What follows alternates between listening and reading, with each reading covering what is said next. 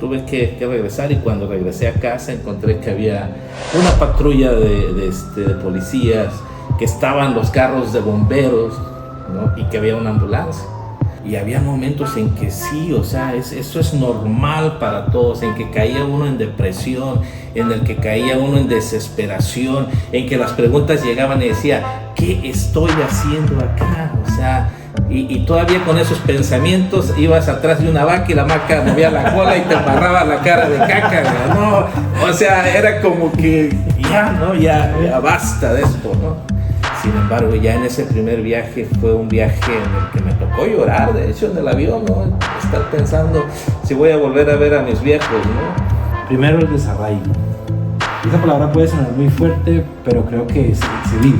Y para poder tener éxito y progresar aquí, digamos, o estabilizarse en este nuevo país, hay que tener algo de desarraigo. Y lo otro es investigar previamente a dónde voy a llegar. Mi primera experiencia difícil a laborar, o sea, yo venía de todo mi trabajo, mi vida había sido de oficina, y de repente empiezo a hacer trabajo físico que la verdad para mí era bastante pesado, ¿no? Quiero que sepas, bueno, que sí, yo pensé en regresarme en este momento. Yo dije, no, yo no vine a este país a sufrir, y yo necesito regresarme. Yo sabía que si regresaba a México tenía solucionadas muchas cosas. Hola Fernando, ¿cómo estás? ¿Qué tal, Juan? ¿Cómo te va? Muy contento, Fernando, nuevamente en otro capítulo más de nuestro podcast Vientos de Éxito. La idea del día de hoy es poder compartir a nuestra audiencia la historia de nosotros mismos. ¿Qué nos inspiró a hacer esto que estamos haciendo? Y qué mejor que tu historia, Fernando, tu llegada aquí a Canadá. Sí, claro que sí, y lo quiero hacer con mucho gusto, porque la finalidad de este proyecto es precisamente eso, que podamos contar la historia, nuestra historia de cómo nosotros llegamos a este país y cómo fuimos creciendo, cuáles han sido las trabas que hemos tenido en todo este proceso, ¿no? Ok, Fernando, ¿y con quién llegaste? Cuéntanos. Bueno, yo llegué en el 2007, recuerdo claro, fue en agosto, fue un viaje que me causó muchísima angustia al principio. Yo estaba llegando solo en esa ocasión y fue un poquito complicado, porque cuando viajas con una maleta dividida en dos, ¿no? Por un lado con las expectativas de que todos tus sueños que tú traes se lleguen a cumplir, que las metas que te empiezas a trazar a partir de que subes en ese avión realmente lleguen a concretarse, ¿no? Pero por el otro lado, la parte complicada es la nostalgia, ¿no? De dejar a nuestros seres queridos. Sí, pues en mi caso estaba dejando en esa época a mis padres, a mi hermano, ¿no? Porque yo sabía de que mi esposa y mis hijos iban a alcanzarme, ¿no? Pero sin embargo, ya en ese primer viaje fue un viaje en el que me tocó llorar, de hecho, en el avión, ¿no? Estar pensando si voy a volver a ver a mis viejos, ¿no? Y finalmente llego a Toronto.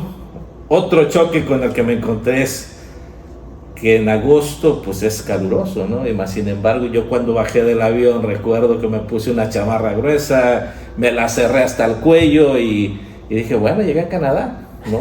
Y a darle, y veía a mi alrededor, y los pasajeros, algunos venían en short, ¿no? Y decía, bueno, ¿estoy llegando a Toronto realmente? ¿O dónde estoy llegando, no? Entonces empecé a tener un impacto en ese momento de pensar en el Canadá lleno de nieve y con mucho frío todo el tiempo, a un lugar que también es cálido, ¿no? Te has tocado ahí dos puntos importantes y creo que nos pasa a todos. Primero, el desarraigo. Esa palabra puede sonar muy fuerte, pero creo que se vive. Y para poder tener éxito y progresar aquí, digamos, o estabilizarse en este nuevo país, hay que tener algo de desarraigo.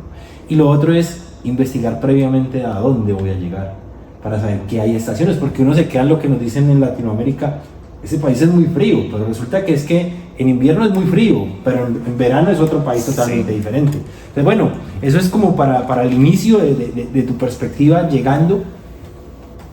¿Qué continúa después del aeropuerto? Bueno, llego y me hospedo con unos conocidos de mi hermano, muy buenas personas, por cierto, y pago por ahí mi alojamiento. Vivíamos en un basement.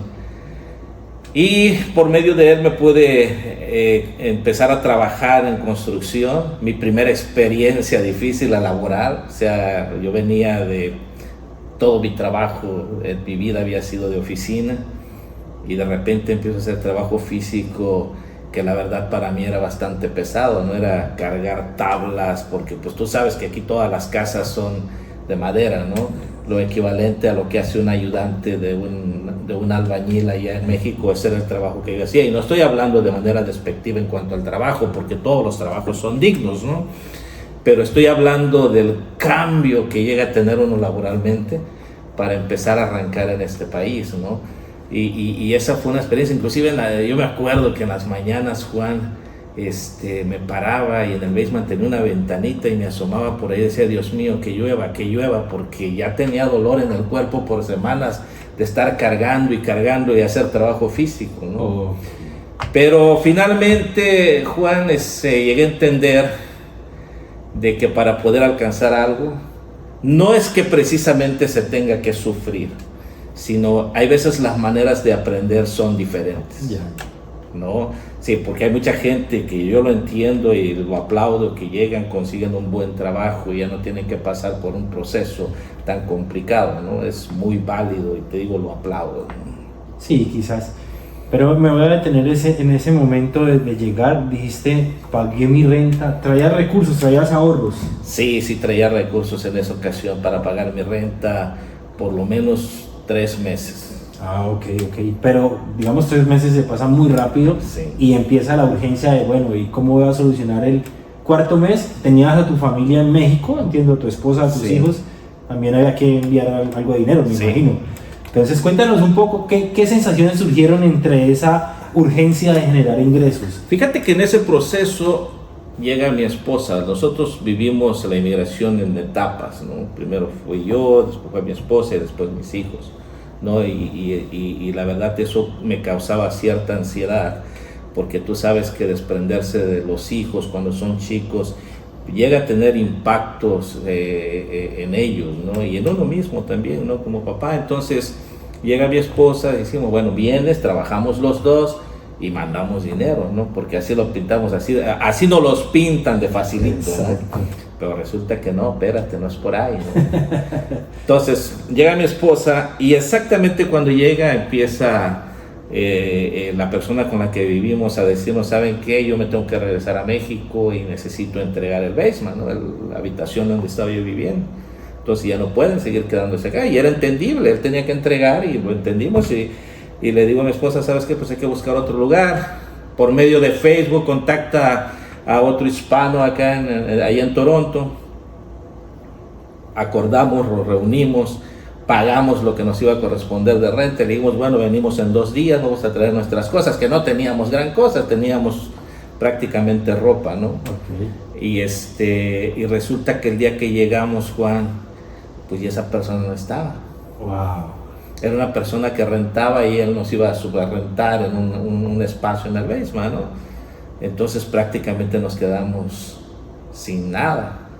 Afortunadamente, fíjate, te voy a contar esta anécdota que es algo bien interesante, ¿no? Yo no sé si tú eres religioso, Juan, pero las cosas de Dios son a veces increíbles, ¿no? En ese lapso, en una ocasión que voy con mi esposa al centro de Toronto, el downtown, en la estación de metro o de tren, que es lo que se utiliza como transporte público, uno de los transportes públicos en Toronto, increíblemente me encuentro a un compañero de mi trabajo anterior y que era mi amigo. Yo no sabía, fíjate lo que te voy a contar, yo no sabía que él se había movido a Canadá. Wow. O sea, ni él sabía que yo estaba en Canadá. Y en una ciudad tan grande, con tantas personas, me lo vengo a encontrar ahí. Y yo dije, qué coincidencia, ¿no? Y hablamos, no conocía a su esposa, y total que hicimos un encuentro muy bonito, nos intercambiamos el teléfono, dijimos, bueno, estamos así, yo viviendo ahí, yo viviendo acá, y total de que ellos fueron clave hasta la fecha en nuestra estadía aquí en Canadá, ¿no? Y te voy a contar por qué. porque después de habernos quedado sin vivienda, ellos estaban viviendo en un shelter y nosotros estábamos caminando por Toronto con $150 en la bolsa. Y entonces, pues, todavía con cierta ignorancia de los costos de una ciudad tan grande como era Toronto, acostumbrados sí a las ciudades grandes, pero en México el cambio de moneda es prácticamente 14-1. Una pregunta allí, Fernando. Ajá. ¿Tu idioma cómo estaba en ese momento? Mi inglés muy malo, casi cero. Entonces, cuando vamos, digo, pues hay que ir a ver ese hotel, ahí podemos quedarnos, tenemos $150, ¿no? Pasemos la noche y mañana veamos qué sale, ¿no? Y total de que vamos y no, las habitaciones $250, $350. Y entonces lo único que nos quedó es contactar a estos amigos y lo primero que nos dijeron es, vénganse, estamos en tal lugar. Y llegamos al shelter. Fíjate esta cosa tan impresionante. El shelter, la habitación donde ellos vivían era como una habitación de un motel básicamente. Okay. Tenía una litera de un lado, litera del otro lado y un espacio en medio, ¿no? Pero esta familia venía con 3 niños, no, con 4 niños y ellos 2, y todavía tenían a otra persona que estaban apoyando. Entonces en las noches se separaban las literas y mi esposa y yo dormíamos en ese espacio. Y durante el día empujábamos las cosas a un lado y poníamos una mesita y ahí comíamos, nos preparábamos de comer.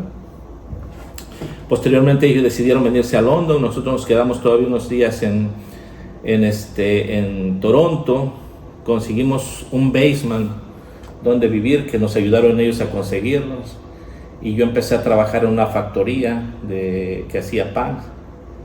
Y en ese proceso, entre que mandábamos un poquito de dinero para que tuvieran mis hijos y otro para que nosotros pudiéramos sostenernos, todavía en ese lapso nosotros no podíamos aplicar a la ayuda que daba el gobierno aquí en Canadá. O sea, estábamos viviendo con lo que nosotros podíamos conseguir en esa época, que se enfermó mi esposo.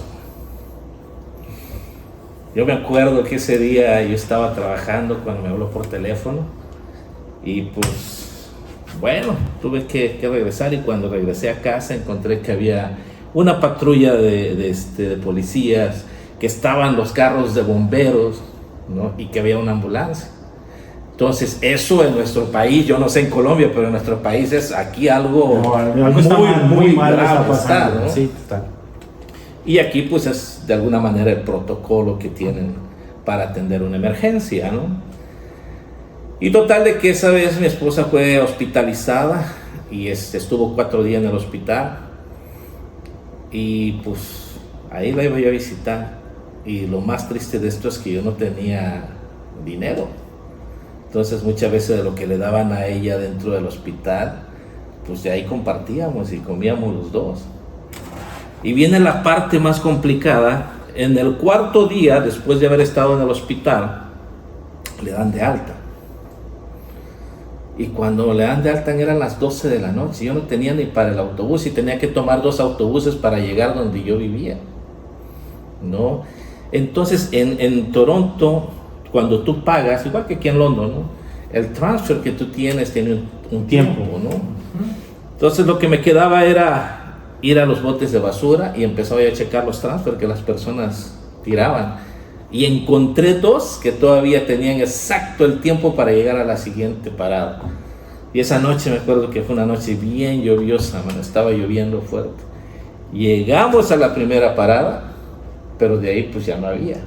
Y ni siquiera bote de basura había ahí al lado. Nos tocó caminar como 40 minutos hasta que llegamos a donde vivíamos, ¿no? Entonces esas son de las experiencias, yo creo que me marcó mucho, ¿no? Y que de alguna manera siento que me fortaleció también. Digamos que esa fue una de las primeras, sí, en cuanto a toda esta aventura. Sí. Pero ¿qué te llevó a tener esa iniciativa de no apagarte y seguir luchando por el estar aquí? Porque es muy fácil uno encontrarse esas dificultades, lloviendo, tengo que buscar un bote de basura. Mi perfil, sin sonar que esto sea sí, despectivo con las personas que lo hacen, pero mi perfil es administrativo, ahora tengo que llegar a untarme de basura. Para muchas personas eso es difícil, para otras no es tan complicado. Pero ¿qué te ayudaba a decir, tengo que seguir adelante, no regresarme? Bueno, quiero que sepas, bueno, que sí, yo pensé en regresarme en este momento. Yo dije, no, yo no vine a este país a sufrir, y yo necesito regresarme. Yo sabía que si regresaba a México tenía solucionadas muchas cosas. Afortunadamente siempre había contado con el apoyo de mis padres, con el apoyo de mis hermanos, y sabía que podía arrancar de nuevo en México sin ningún problema. Pero lo que me ayudó fue que cuando se lo propuse a mi esposa, me dijo, no, te regresas solo. Yo no vine a Canadá a de paseo. Traemos una meta, y si tú quieres en este momento bajarte del barco, adelante. No, pero yo y mis hijos van a llegar, nos vamos a quedar acá. Entonces me hizo reaccionar porque ahorita te dije algo clave, te dije, yo contaba con el apoyo de mis papás, de mis hermanos, ¿sí? Pero eso es como no querer enfrentar las cosas, es como ahí tengo un pretexto para no seguir adelante, y fue cuando yo reaccioné. Inclusive quiero que sepas que yo le pedí perdón a Dios, le dije, Diosito, perdóname porque el tramo que llevo recorrido es muy corto todavía, ¿no? Este es un cursito de humildad y apenas estoy en la introducción, ¿no? Entonces, esa parte me marcó mucho, y entonces yo tuve un acercamiento más a Dios, ¿no? O sea, me sentaba, yo me acuerdo, me salía de donde vivíamos, y me sentaba debajo de un arbolito, y había ocasiones en que me ponía a llorar porque alguien de los que hemos emigrado que me diga que no ha caído en depresión por cualquier circunstancia, pues no lo va a ver, porque es bien complicado. Es parte del proceso. Es parte del proceso. Pero algo que me ayudó entre tomar mi curso de humildad, acercarme a Dios, llorar, sí, invitarlo a que se sentara conmigo para que yo le explicara cuáles eran mis problemas, fortaleció muchísimo mi fe y mis ganas de salir adelante. Esa es una realidad, ¿no? El gran apoyo que yo he tenido con mi esposa para decir, vamos para adelante, no se me caiga. No es como que ahí va apuntalándote, ¿no? Ahí va apuntalándote. O sea, de repente sientes que te vas de lado y ella te dice, espérate, enderezate, vámonos, ¿no? Que todavía no se ve el faro, tenemos un objetivo, hay que llegar ahí, ¿no? Ok. ¿No?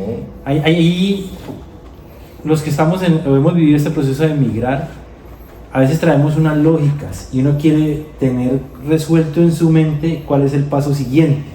¿A qué me voy? Estabas en Toronto, sin dinero, tu esposa le dan de alta. ¿Cuál era tu pensamiento en decir, bueno, yo voy a llegar a conseguir esto? Pero el panorama no estaba nada lógico de decir, bueno, ¿cómo lo voy a hacer? ¿Cómo enfrentaste eso? Bueno, en el proceso de estar trabajando uno se empieza a disciplinar, ¿no? Se empieza uno a disciplinar en poder saber cuáles son los gastos que tú necesitas dentro de lo poco que te entra como dinero. Y eso me ayudó muchísimo a que nosotros pudiéramos ir organizándonos.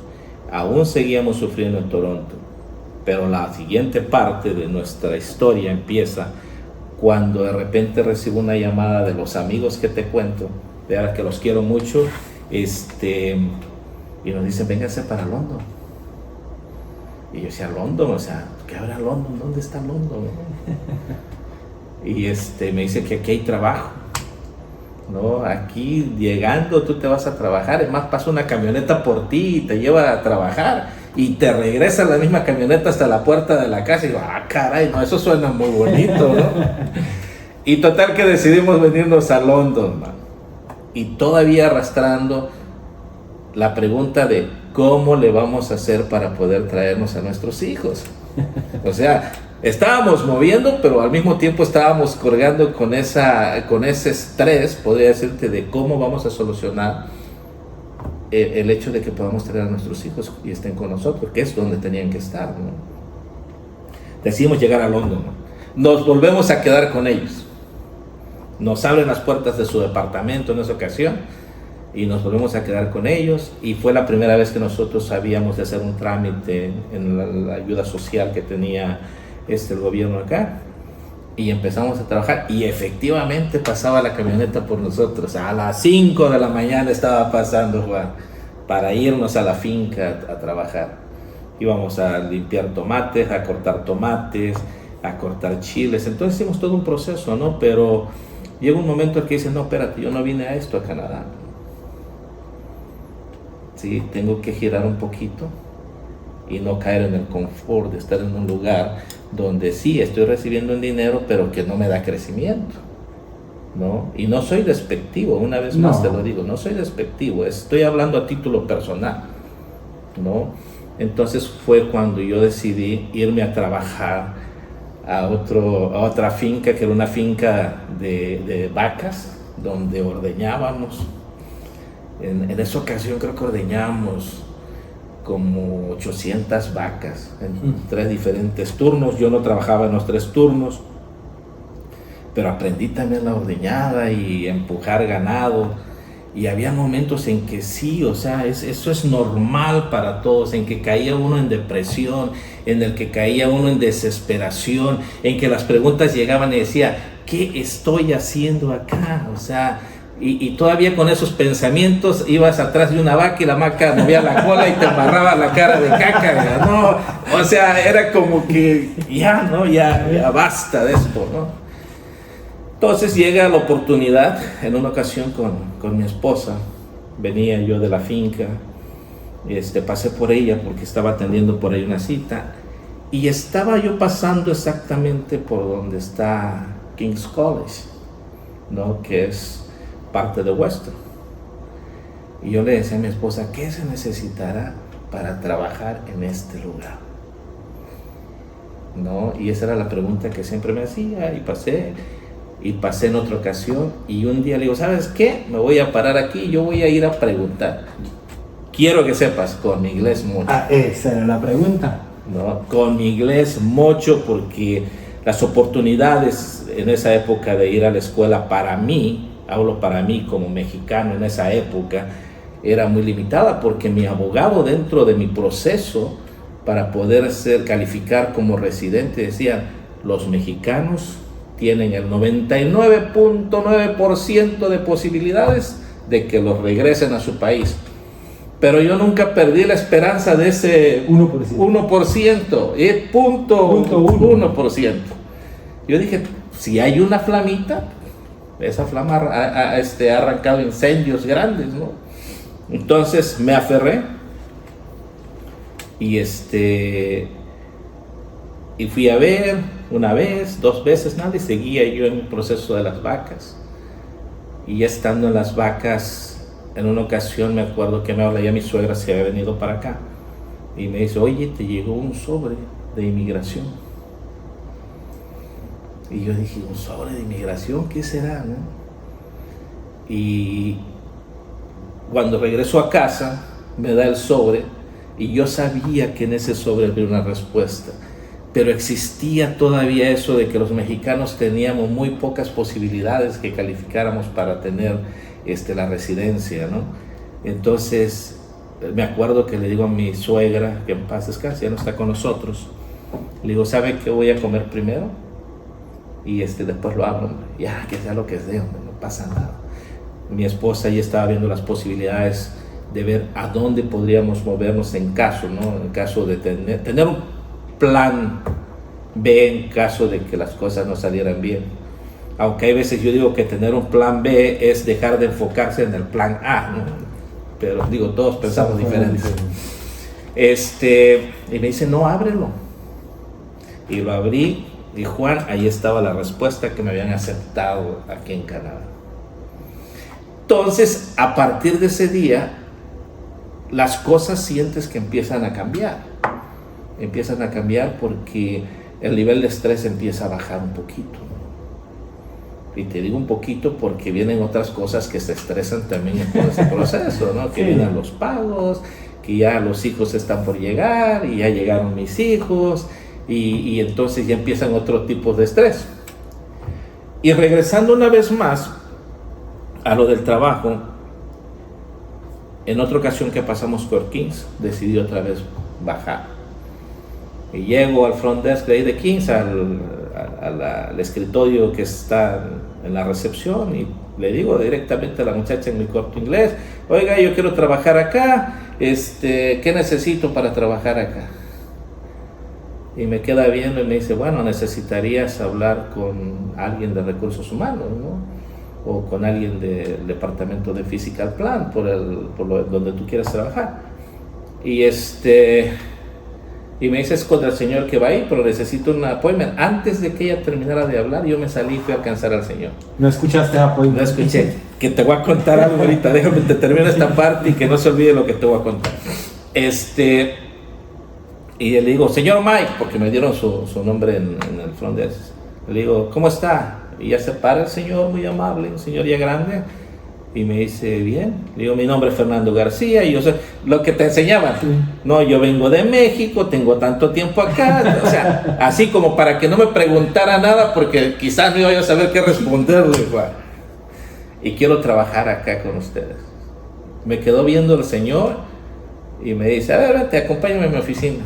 Y me fui a la oficina de él, y y ya que estábamos ahí, me dice: ok, me dice, tengo una oportunidad, ahorita necesitamos una persona, ¿te puedes venir el lunes? Y yo todavía cargo que le digo: no puedo el lunes porque yo estoy trabajando en una finca de vacas y tengo que avisarle a Mrs. Sandy, que era la dueña de la finca, que pues tengo que dejar el trabajo, pues no puedo nada más dejar el trabajo botado, tiene que buscar a otra persona que se haga responsable, ¿no? Y me dijo: muy bien, eso es lo correcto, ¿no? Y total de que ya me puso una fecha y yo empecé a trabajar a partir de esa fecha, Juan, hace 14 años hasta la fecha. Lo que te quería contar es de que el día de hoy tuve una reunión con recursos humanos en King's College, y hay en una de las salas de conferencia, resulta que viene saliendo el señor Mike. O sea, Fernando continúa trabajando en King's College hasta el momento. Y me lo encuentro y le digo: Mike. Y me dice: sí. Le digo: ¿no te acuerdas de mí? Y me dice: no, bueno, yo creo que no. Le digo: hace 14 años que tú me diste la oportunidad de estar acá. Eso me pasó, ahorita que estamos haciendo este podcast, me pasó hace 2 horas, después de haber terminado una reunión con la gente de recursos humanos, ¿no? Y me dio muchísimo gusto, pero a él también le dio muchísimo gusto que yo estuviera colaborando ahí. Y me dice: ¿y cómo te sientes? Pues me siento tan bien, pero ya me voy a jubilar el próximo año, ¿no? Porque ya tengo planes de jubilarme de King's College el próximo año, ¿no? Entonces, a lo que voy, Juan, es que realmente mi proceso fue un proceso muy difícil, muy complicado, pero siempre consciente de que tenía un objetivo, ¿no? Es muy interesante lo que has mencionado, Fernando. Empezaste a trabajar en King's College, dijiste ahora, mi inglés era mucho, como lo determinas tú, mucho, o sea, muy limitado.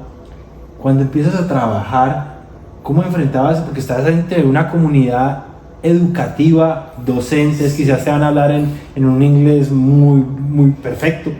Y tú, ¿cómo venciste esa barrera y cómo saber que, bueno, tu primer paso ahí, ya entrando a trabajar, era avanzar en el idioma? ¿Cómo afrontaste esa situación?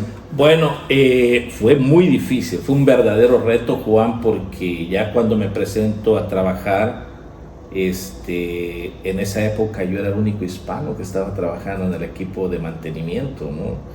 Y todavía cuando ya me dicen: ok, tú te vas a hacer cargo de revisar todo lo que son los outlets, donde se conectan las luces, y te vas a hacer, pues me dieron un estándar de operaciones, un SOP, y me dan un radio, y yo decía: si me cuesta entenderles así de frente, imagínate con un radio. Y sin embargo, pues me aventé al ruedo, man. Entonces, cuando me hablaba mi supervisor en esa época, no, hombre, yo corría por ese King's College como el correcamino, buscando dónde estaba, para que él me hablara, pero yo le entendía cuando él me señalaba algo, entonces, ya sé qué es lo que quiere, pero por radio no le entendía nada. Entonces mi plan fue familiarizarme primero con el inglés que estábamos utilizando en el área de trabajo, ¿no? Y me puse a estudiar un poquito sobre lo que nosotros hacíamos y cómo se llamaba cada una de las herramientas, cada una de las actividades, cómo poder formular unas sentencias, cómo hacer una orden de trabajo, y ahí le fui agarrando, ¿no? Entonces, y ahí fui creciendo poco a poco. Estuve como mantenimiento general durante 3 años, y pues les demostré que tenía la capacidad de poder hacer mi trabajo. Tenía muchas ganas de salir adelante, tenía ganas de hacer mi trabajo, ¿no? Todavía mi mentecita no entendía de que aquí en Canadá se trabajaban 8 horas. Yo quería quedarme otra hora más, pues, porque quería que se terminara un trabajo, como ¿no? en Sudamérica. Como sea, exactamente, ¿no? En el 4.º año ya me llama mi jefe y me dice, mi manager general me dice: Fernando, queremos que te hagas responsable del equipo, queremos que seas, le llamamos lead, ¿no? O sea, que seas líder del equipo de mantenimiento. Y yo fui listo, ¿no? Entonces ya había subido un escalón más y lógicamente mi salario había incrementado, ¿no? ¿Y por qué se dio eso, Fernando? Es que creo que es tan interesante la historia, y el objetivo de nosotros es mostrarle a la comunidad hispana que se puede. Hay que pagar unos precios de sacrificio, de disciplina, de tener un plan, como lo que mencionaste ahorita, sí, en el inglés, para poder, desde el momento en que empiezas a trabajar hasta donde te promueven para ser el líder del equipo, ¿qué situaciones difíciles tuviste que abordar? Primero dijiste el idioma, otras, me imagino que la interacción con todos los coworkers, compañeros, no era, pues todos tienen la misma personalidad, seguramente van a haber unos que ponen más barreras. ¿Qué dificultad se presentó adicional del idioma? Bueno, adicional al idioma es, tú sabes que estamos enfrentando culturas diferentes. Quizás en la época que a mí me tocó, porque han habido muchos cambios, ya me ha tocado ser parte de la selección de nuevos empleados, pero anteriormente, cuando yo estaba empezando, trabajábamos con gente muy respetuosa, ¿no? Entonces la gente con la que yo trabajaba era gente ya adulta, que prácticamente había iniciado también su carrera dentro de la universidad, y para mí eso fue inclusive un cambio tremendo, ver cómo de repente podían hablar aquí mismo en Canadá dentro del área de construcción o dentro de las fincas o de las áreas donde iba uno a las vacas o a las fincas de vegetales o flores, lo que sea, y cómo cambiaba cuando ya estabas en un centro educativo. Totalmente, un cambio, bueno, tú lo has experimentado, ¿no? Un cambio radical, ¿no? Pero de repente encontraba que algunos compañeros como que tenían cierto celo, y yo lo escuchaba, lo entendía. Había, por ejemplo, una persona que decía, o sea, pero como él es mexicano, ni habla bien el inglés y es nuestro líder, ¿no? Pero a mí me costó constancia en el trabajo, ¿no? Ser puntual, ¿no? Darle seguimiento a las indicaciones que me estaban dando mis superiores y reportar todas las cosas que yo sabía que podían ocasionar un problema, por ejemplo, por cuestiones de seguridad, inmediatamente a mis jefes, ¿no? Y estuve trabajando como líder otros 3 años, y de repente me llega la promoción para que yo me hiciera supervisor ya del área de la noche, ¿no? Y es donde hasta ahorita he estado laborando en la universidad. Y te digo, no ha sido fácil. Ahorita tenemos más hispanos trabajando con nosotros, lo cual me da muchísimo gusto. Y tenemos de otras diferentes culturas trabajando, ¿no? Pero para mí cambió todo, porque empezar desde abajo a estar dentro de un panel para seleccionar empleados junto con la gente de recursos humanos, con la gente del Staff Association, para mí ha sido un gran logro. Ha sido un gran logro, y me siento satisfecho con lo que he logrado en este país. Y yo creo, y siempre sigo diciendo, y esto es el principio todavía. Eso está muy bien. Nos muestras ahí muchas cosas. O sea, vuelvo y reitero, el tener un plan, el estar dispuesto a pagar el precio, le llamo yo en lo personal, que es estar dispuesto a superar todas las barreras que se nos presenten, y los retos, más que barreras son retos que se nos presenten, y lo has hecho, y eso es lo que invitamos a nuestra comunidad hispana, y lo que queremos incentivar es que estamos en un país lleno de oportunidades, sí, que no hay por qué tirar el ancla. muchas veces nos quejamos en nuestros países porque no hay oportunidades. Sí. Y llegamos a estos países, encontramos un poquito más de lo que teníamos en de donde venimos, de nuestro origen, y ya, tiramos el ancla. Y no se trata de eso, es de seguir avanzando. Sí, sí. Seguir avanzando. Sí, eso es definitivamente, ¿no? Definitivamente es un compromiso que tenemos que hacernos, ¿no? Voy a regresar un poquito a la parte de atrás. Para las personas que de repente creen de que se está sufriendo mucho porque no podemos llegar a nuestros objetivos, todo es un proceso, es un proceso. Lo pueden tomar quizá como lo tomé yo, ¿no? Que es un curso de humildad, es un proceso que estoy viviendo de aprendizaje, ¿no? Es parte de tener un poco de fe de que las cosas se van a dar, ¿no? Porque la fe es eso, ¿no? La expectativa de algo que tú no ves al futuro. Correcto. ¿No? Esa es la fe. Entonces, ahí es donde tenemos que tener fe nosotros, ¿no? ¿Qué es lo que me espera allá? Sabemos que mentalízate, cosas buenas te están esperando allá adelante. Pero tienes que creerlo, porque si no te lo crees, o sea, no te sirve de nada. Creerlo y trabajarlo. Y trabajarlo, desde luego, ¿no? Entonces, con esa mentalidad, yo pude ir creciendo en este país y puedo decir, yo me considero en este momento una persona exitosa. Soy feliz en este país, extraño mi tierra, o sea, definitivamente. Inclusive quiero que sepan que en mi casa seguimos comiendo como si estuviéramos en México, ¿no? De fines de semana, sí, hacemos un asado, pero la carne se hace taco. ¿Sí me explico? Sí. La carne se hace tostadas, ¿no? Entonces seguimos comiendo como México. Y la cerveza se sigue tomando Corona, ¿no? Entonces, y todavía decimos, si para el desenpase, pues un tequilita, ¿no? Yeah. Entonces seguimos siendo México. Pero mi vida ya en esta etapa está básicamente aquí en Canadá. Una última cuestión ahí, por ejemplo, Juan, que me pasa, yo voy a México normalmente 2 veces al año y siempre disfruto de estar allá. Disfruto mucho de estar con mis papás, con mis hermanos, con mis hermanas, con mis hijas que están allá. Tengo 2 hijas en México.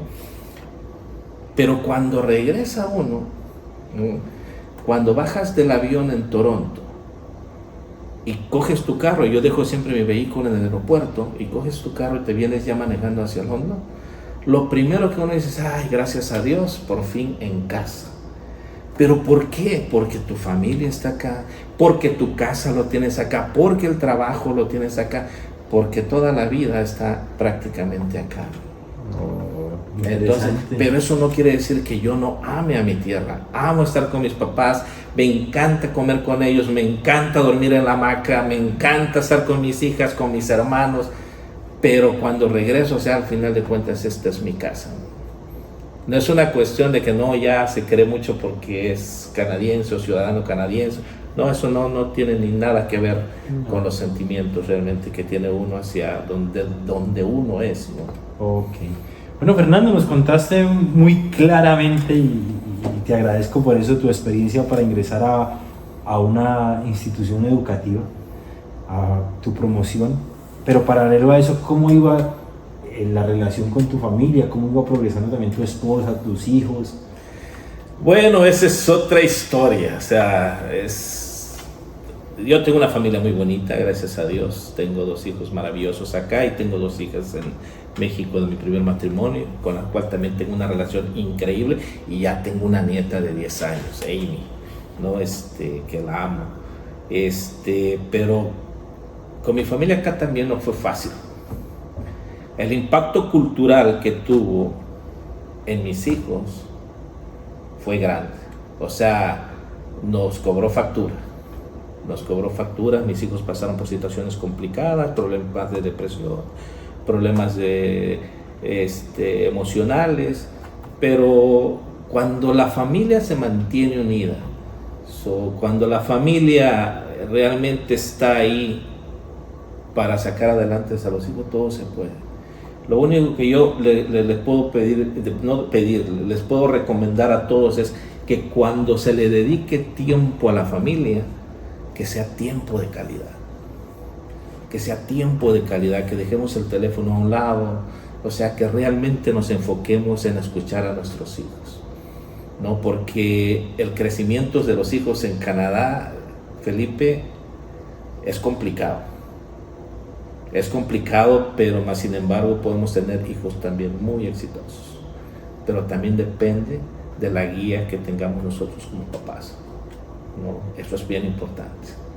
Bueno, esa experiencia cabe resaltarla porque para ser papá se aprende en el camino, no hay un manual.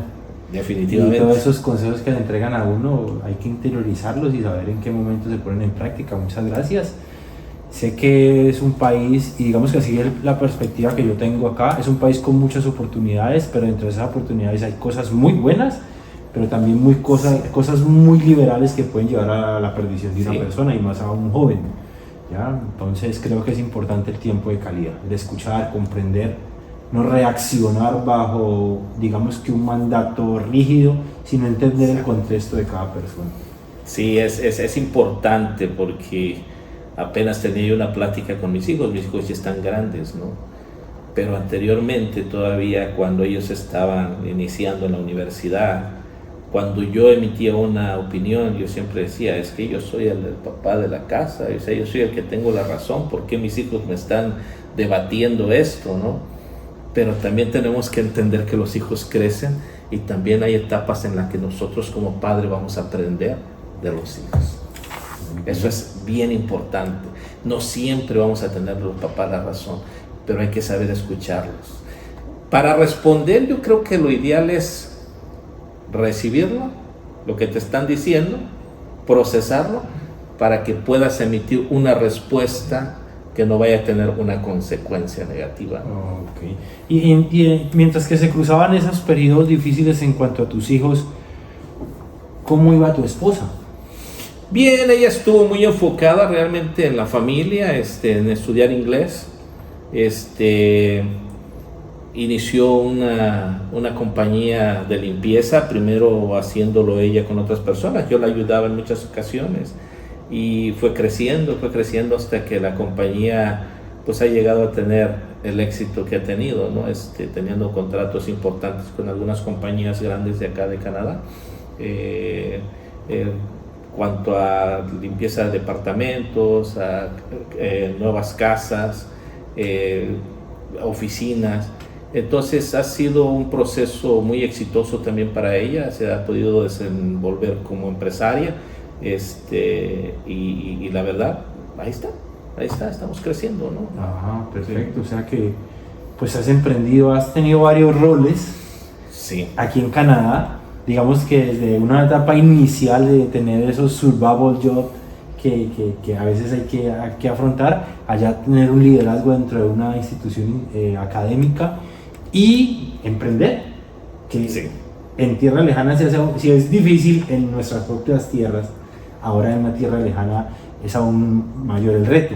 ¿Hay alguna experiencia que nos puedas compartir allí en cuanto a ese reto de emprendimiento? Sí, la cuestión muchas veces con los proyectos que te digo, el proyecto de mi esposa, la empresa de ella, que es una compañía de limpieza, al principio se hacía, entonces era como complicado de repente llegar a un lugar y limpiar esos departamentos que estaban sucios y decías, ¿por dónde le entro? ¿Cómo le hago? ¿No? Pero al mismo tiempo sabías de que eso te estaba generando un ingreso y finalmente alguien tenía que hacer el trabajo, ¿no? Entonces le encontramos la parte amable, podría decirte, y la parte en la que dices, bueno, voy a obtener un beneficio de acá por hacer este trabajo, vamos a hacerlo, ¿no? Y después empezó a dar oportunidades de que con esa empresa tú podías dar empleo a otras personas que estaban llegando. Entonces la verdad nos sentíamos muy, muy contentos con eso, ¿no? Ok, no, pues muy interesante la historia de ustedes, lo digo de ustedes, de tu familia y la tuya. Sí, gracias. Creo que pues de todo esto ha surgido la iniciativa del podcast. Sí, de veras, esa es la idea, ¿no? Del podcast, Vientos de Éxito, ¿no? Con la pregunta que siempre terminamos es ¿qué es el éxito, ¿no? Pues para mí el éxito es algo subjetivo, ¿no? Pero que el éxito puede ser cumplir las metas que nosotros nos podemos trazar, ¿no? Para otras personas que se hace algo diferente, ¿no? Pero en mi caso, para mí el éxito es tener a mi familia consolidada, ¿sí? Que eso es un verdadero reto en este país. Tener realmente un trabajo que me dé la libertad de poder dedicarles un tiempo de calidad a mi gente, a mi familia, eso no tiene precio, ¿no? Pero para alcanzar todo esto tuve que pasar todo lo que ya les conté, ¿no? Haber empezado el camino tan sinuoso, después como que se componía y después lo agarraste en línea recta, pero aun cuando uno está ya caminando bien, vas a encontrar de repente baches en los que vas a caer, pero bueno, si se cae uno, ¿para qué? Es para levantarse. Sí, sí, claro. Y para seguir adelante, ¿no? Entonces el éxito es eso para mí, poder alcanzar las metas que me trazo. Eso es el éxito, ¿no? Y a mí me gustaría que todos los que nos escuchan, que sé que muchos pueden estar pasando por situaciones difíciles, es no bajen la guardia, no bajen la guardia, enfoquémonos, pero conectémonos. Realmente quiero hacer eso, pero créelo que vas a alcanzarlo, si lo crees. Porque podemos decir, sí, yo lo voy a hacer, pero si realmente ya estás pensando en tener un plan B, o sea, te estás desenfocando realmente en lo que quieres, ¿no? Entonces, todos tenemos las mismas oportunidades, las puertas se abren para todos, solamente es una decisión muy personal, si queremos realmente tomar la oportunidad que se nos está presentando. Y termino con esto, Juan. Cuando nosotros tenemos la oportunidad de emigrar a otro país, en este caso, nosotros estamos aquí en Canadá, para mí fue muy, muy importante, y yo creo que eso sería algo que deberíamos de pensar todos, es si traslado mi forma de vida de como estaba en México a Canadá, de Colombia, de El Salvador o donde sea a Canadá, o me doy esa segunda oportunidad que me está dando la vida de resetearme y arrancar de cero. Se los dejo para que lo piensen, y pues ahí estamos en Vientos de Éxito. Emitan sus comentarios, si tienen alguna pregunta, con gusto se la vamos a responder. Gracias, Fernando. Mi compañero y amigo Juan, ¿no? Gracias por compartir tu experiencia en nuestro podcast. A nuestra audiencia les invitamos a nos sigan en nuestro canal de YouTube como Vientos de Éxito, en TikTok e Instagram como Vientos de Éxito también, para poder nosotros entregarles más contenido, y van a encontrar en un futuro historias relevantes que los van a motivar a seguir luchando, a seguir perseverando, como nos lo mostró hoy Fernando. Muchas gracias, Fernando. Sí, gracias, Juan, fue una charla muy bonita, me gustó compartirlo con todos ustedes, lo hago con el afán de que cada uno de los que está escuchando vea de que tenemos la oportunidad. Y es más, aquí está Vientos de Éxito, si algún día quieren tomarse un cafecito con nosotros y platicar. Claro que aquí estamos. Ahí estamos en TikTok, estamos en Instagram y pues en nuestro canal de YouTube. Gracias, Juan. Gracias, Fernando.